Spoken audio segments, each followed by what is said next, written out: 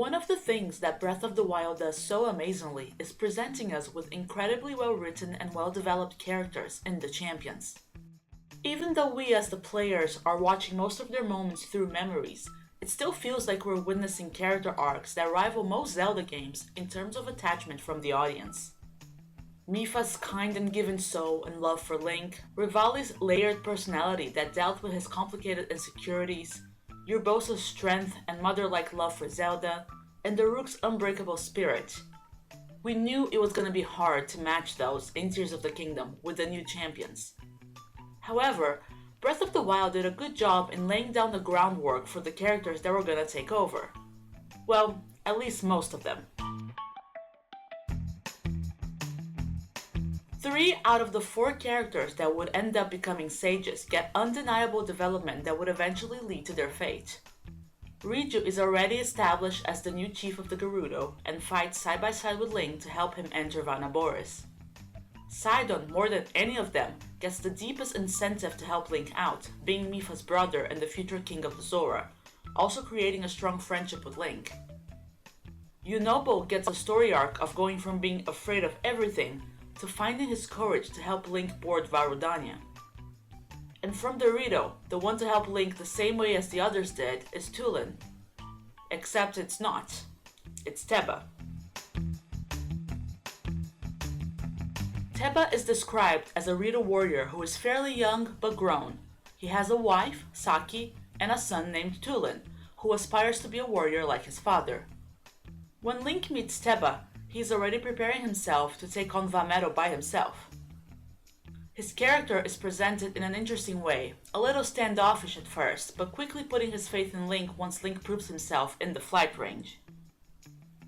Teba also has a very well established friendship with Hearth, another Rito who gets injured when both of them try to take on Vah Medoh. Teba arguably has more of a story built around him than any of the sages, with maybe the exception of Sidon, who undeniably has the strongest connection to the previous champion. Tulin, on the other hand, is very much a minor character in Breath of the Wild, to the point where you could go the entire game without noticing him as a character. He will greet Link in Rito Village, and later becomes the connecting point to lead Link back to the fly range to play a minigame, and that is it.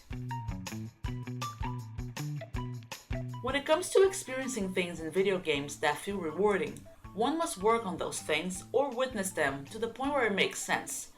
This very much happens with the journey to Sage that we see Riju, Yunobo, and Sidon take. The exposition from Breath of the Wild and the time spent with the characters all add to the culmination of seeing them get the secret stones and vow to fight by Link's side. Sadly, Tulin's journey just completely lacks that. There is nothing that happens with Tulin in Breath of the Wild that warrants the story rewarding the character with the position of Sage of Wind. The pattern is quite clear. All the development and interaction with the player went to Teba. I truly believe that no matter how you feel about the characters, the truth is, Teba is the one who deserved it. So why didn't he get it? If Teba got the same treatment in Breath of the Wild as Riju, Yunobo, and Sidon, but didn't get to be a sage, what was the reason behind it? There are a few arguments to this, so let's look at them one by one. His injury is the first argument that gets thrown when discussing his sage potential. He gets badly hurt while helping Link board Vah Medoh, and has to retreat. However, I don't think this argument holds up. After defeating Vah Medoh, Teba is already healed enough to fly Tulin to the fly range, and considering there is a huge time jump between Breath of the Wild and Tears of the Kingdom, about 5 to 7 years, there is no reason why he should be hurt enough to stop him from being active. Not to mention that Teba being too hurt or not would be a choice made by the creators, and both scenarios would be believable with good writing.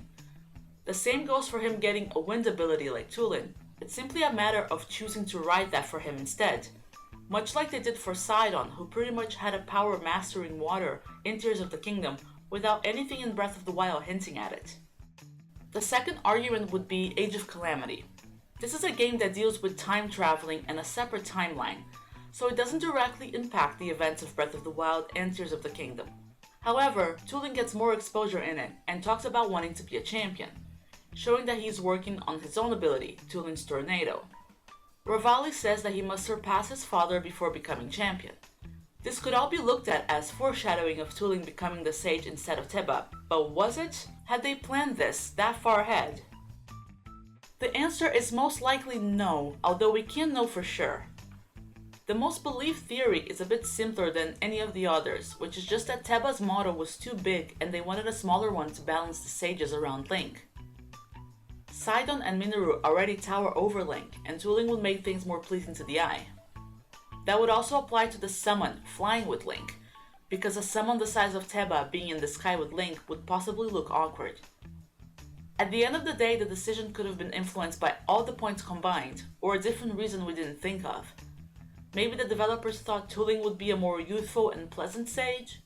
Maybe they wanted a twist to show that not everyone who is a warrior by Link's side in this war necessarily has the same fate. It's hard to tell, but I guess my overall point remains that I personally think it would feel much more rewarding to see Teba as the sage. After all of that, I do need to say that I absolutely love Tulin as a character after playing Tears of the Kingdom. I don't dislike him as a sage at all, and I think he is practically the best one in the game, not just for transport, but for combat as well. So I did want to make that clear, I am not a Tulin hater, just a frustrated Teba lover.